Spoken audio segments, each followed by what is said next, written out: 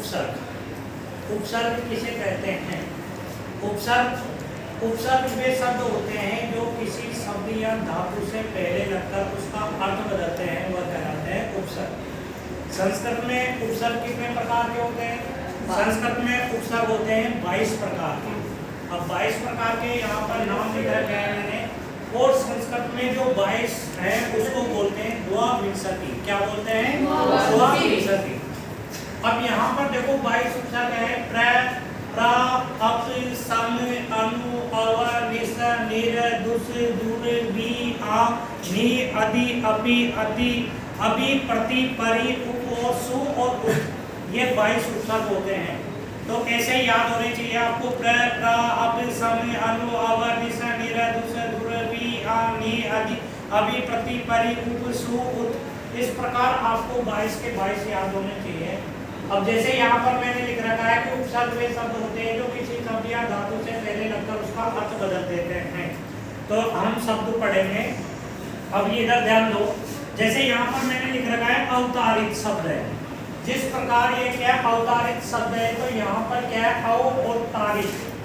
तो यहाँ पर क्या है, अगर अव पहले लग गया तो यहाँ देखो अव कौन से इसमें है, अव है 6 नंबर का उपसर्ग। तो 6 नंबर का जो उपसर्ग होगा उसको क्या करेंगे हम, यहाँ जैसे इसमें ऐसे अलग करेंगे तो अवतारित शब्द में अव, क्योंकि ये 5 नंबर का क्वेश्चन आता है तुम्हारे 9th क्लास में, 10th क्लास में और 6th क्लास में, 7th क्लास में, 8th क्लास में, सभी में ये टॉपिक चलता है, जिसमें होता है कि अवतारित शब्द है तो अवतारित शब्द के जो आगे लगने वाला शब्द है, क्योंकि मैंने कहा है कि उपसर्ग वे शब्द होते हैं जो किसी शब्द से पहले लगकर उसका अर्थ बदलते हैं। तो यहाँ पर मैंने लिखा है अवतारित। अवतारित में अव आगे लगा हुआ है। उसी प्रकार यहाँ पर विभाति, विभाति शब्द है। तो विभाति शब्द में भी उपसर्ग है। क्या उपसर्ग है? भी। और अभिभाष्य शब्द है तो अभिभाष्य शब्द में अभि उपसर्ग है। और उत्सिक्त, उत्सिक्त में है। जैसे यहाँ पर अगर हम करते हैं तो उत और सिक्त, तो यहाँ पर उत उपसर्ग होगा। उसी प्रकार यहाँ पर प्रहरन्ति, प्रहरन्ति में है प्र उपसर्ग। उपसर्ग उपसर्ग में होगा उप उपसर्ग, क्योंकि यहाँ पर उप आगे लग रखा है सर्वतु शब्द में। परिरक्षिता, तो यहाँ पर हो गया परि। और प्रणमति, इसमें हो गया प्र।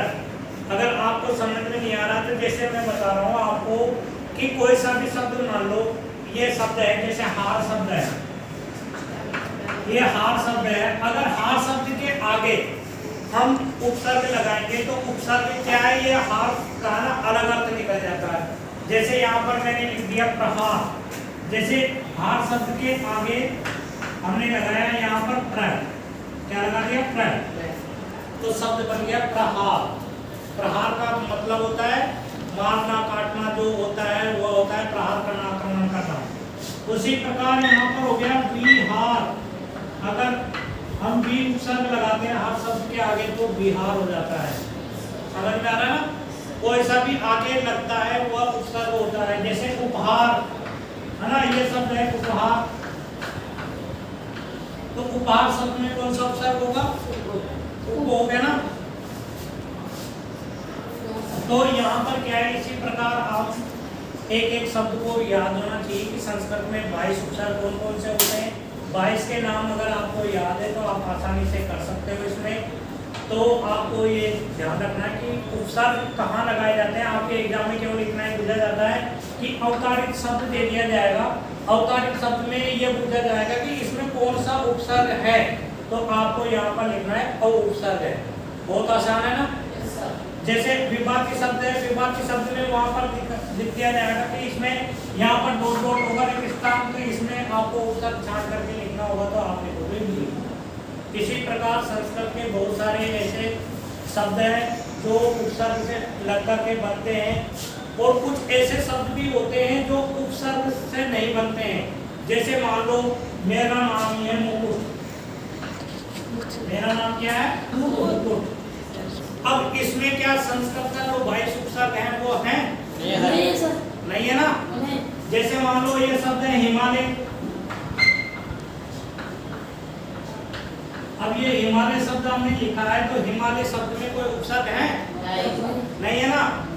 ऐसे शब्द भी होते हैं जिनमें क्या है उपसर्ग नहीं लगे होते हैं, और उपसर्ग केवल उन्हीं शब्दों, जैसे यहाँ पर मैंने लिखा है संस्कृत में 22 उपसर्ग होते हैं, हिंदी में अलग उपसर्ग होते हैं, प्रत्येक भाषा के अलग अलग उपसर्ग होते हैं। तो यहाँ पर क्या है, जिस प्रकार हमने हिमालय शब्द लिखा, अब हिमालय में इसमें 22 में से कोई शब्द है आगे नहीं है ना, तो इसमें क्या होगा, उपसर्ग नहीं होगा। तो आपको ये पता होना चाहिए कि 22 संस्कृत में उपसर्ग कौन कौन से होते हैं।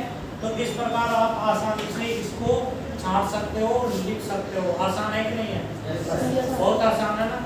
तो आप घर पे थोड़े ट्राई करें, एक बार इनको याद कर लें अच्छे से, तो बहुत आसान है ये टॉपिक। और प्रत्येक क्लास के अंदर ये टॉपिक चलता है जब तक आप संस्कृत पढ़ते हो ना। जैसे 11th में 12th में कोई सी भी क्लास में जाओगे तो वहाँ पर उपसर्ग चलता है। इसके बाद में हमारा टॉपिक आएगा प्रत्यय। प्रत्यय जानते हो क्या होते हैं? जी सर। प्रत्यय वे शब्द होते हैं जो किसी शब्द या धातु के बाद में लगकर उसका अर्थ बदल देते हैं, है ना, वो कहलाते हैं प्रत्यय। तो प्रत्यय टॉपिक हम अगली क्लास में पढ़ेंगे। ठीक है, समझ में आया? Yes sir. चलो ठीक है, बहुत बहुत धन्यवाद।